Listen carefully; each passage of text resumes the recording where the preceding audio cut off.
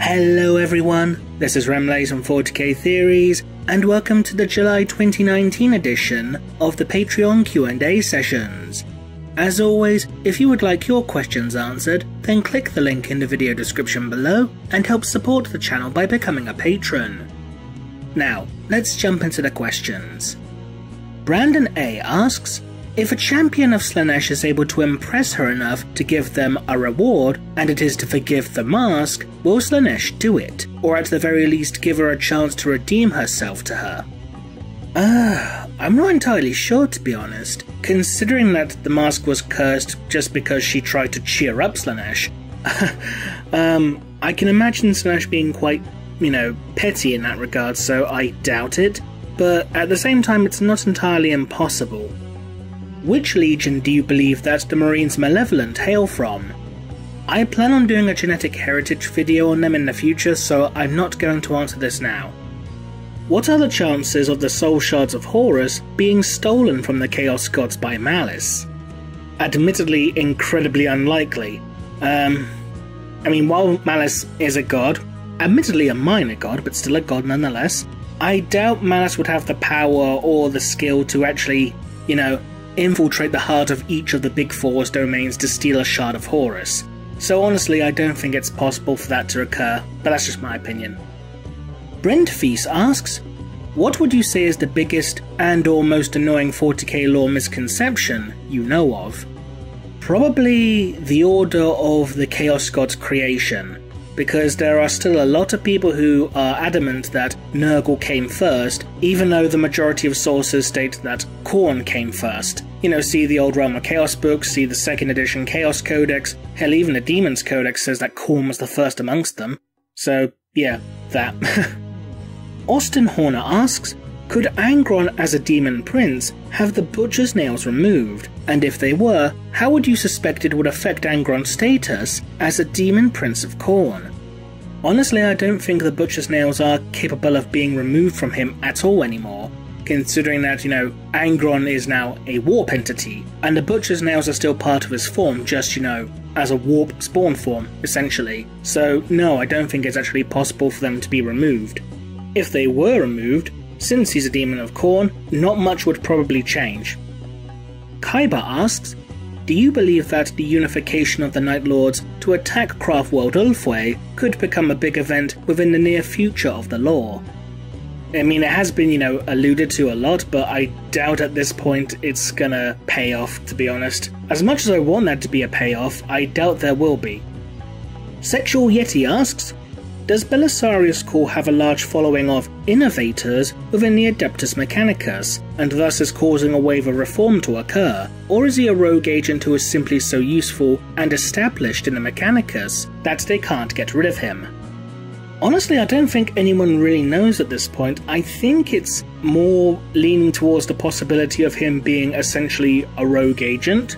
We know he's got a novel coming out at some point in the future, so we might have the answers there, but at this point I don't think there's too much information to confirm either way, but I think the general consensus is currently he's just a rogue entity essentially.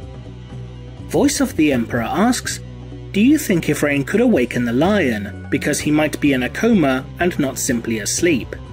I suppose it is possible. Yvraine is a bit of a, let's be honest, a plot device. If she can restore, the Rubric Eye to true life, then I'm pretty sure she can do pretty much anything under the sun. She obtained her first Starship Command when she was only 15 years old after all. Leave a comment below if you get the joke. Could Ynnead be fed human souls to bolster itself against Slaanesh?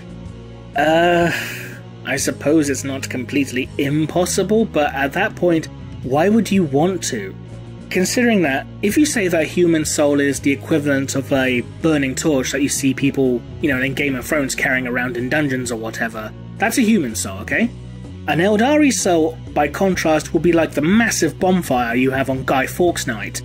So, you're effectively feeding scraps, but you're feeding breadcrumbs when you could be feeding it a steak, you know what I mean? So, it'd be pointless, I feel. Chief Surgeon asks, Is it possible for Necrons to replenish forces either through recovered biotransference technology or some other means, like the Pariahs? To my understanding, whenever a Necron's body is destroyed, its AI engrams are simply uploaded into a new body that's been constructed somewhere on a tomb world. So unless they start losing all the AI engrams, I don't think that's going to be an issue for the Necrons to employ at all.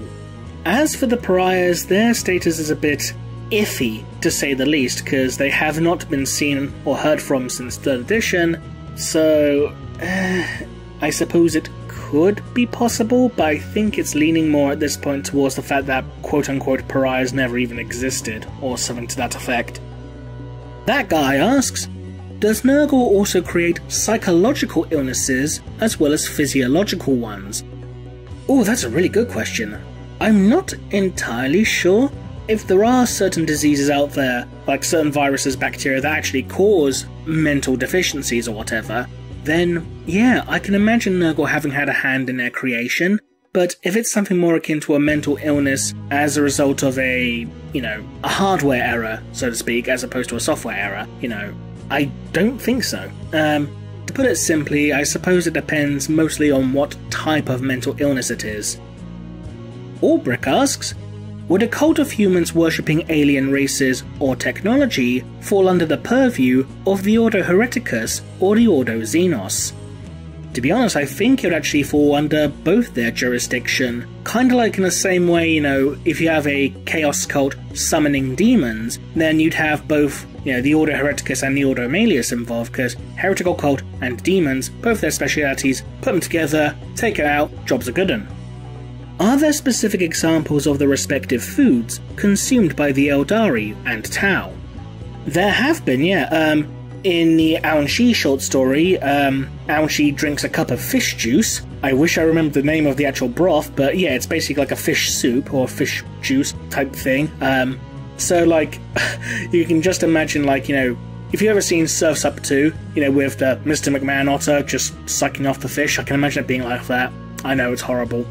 Crisis of Faith details a type of gherkin type fruit thing that one of the Earthcast likes to eat as a snack.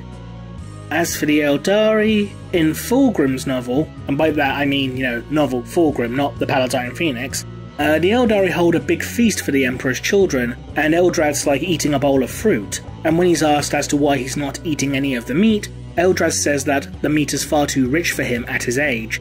So that's as close as specific examples I can think of off the top of my head. Vral asks, what would you say was the cause for the original writers of Warhammer 40,000 to not only take the grim dark outlook on the universe, but also lead them to inject the massive amounts of sadism that is so prevalent across the universe? I think part of it originally was the fact that in the late 80s and early 90s there was this kind of a trend towards, grim dark future stuff. You had things like, 2000 AD, for example, Robocop movies coming out, pretty much every single comic in the 90s, looking at Spawn, for example. So I think back then they were just capitalizing on a trend. And I think there's also partly to do with the fact that there were so many stories about the wonders of the future, how great and advanced and civilized the future is, with things like, say, Star Trek or even Star Wars, and it's just kind of turned more grim-dark route to kind of, subvert expectations.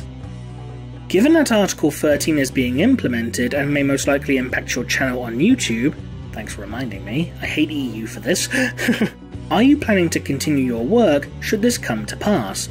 What platform or podcast system would you move to? I do plan on continuing to do this as long as I can. As for specific platforms or podcast systems, we need to wait and see at this point. Zero Hits asks, what are your thoughts on the Hrud? I think they're a pretty cool race, and I think they're vastly underrepresented. I think we could do with a lot more expansion into their lore, because I think the only really in-depth thing we have in regards to them comes from Xenology and a few pieces from the Perturabo Primarch novel.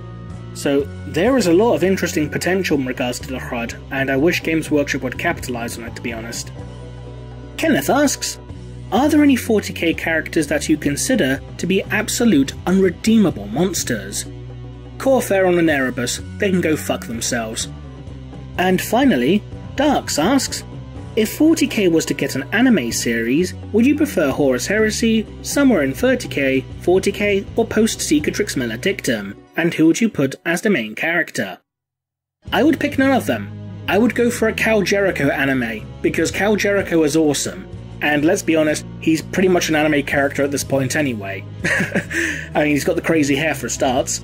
Necromunda is a great setting for an anime, kind of, grimdark industrial, the ash waste, the monsters, the 80s punk gang escapades. I think a Cal Jericho anime could be awesome. Providing you get the right animation studio to do it, obviously. Let's have none of the Berserk 2016 bollocks. We don't need any more badly done CGI anime, let's be bloody honest, we do not. And that concludes this edition of the Patreon Q&A sessions. As always, if you would like your questions answered, then click the link in the video description below and help support the channel by becoming a patron. Until next time, this has been Remlace from 40k Theories, and we'll see you again soon. Bye bye!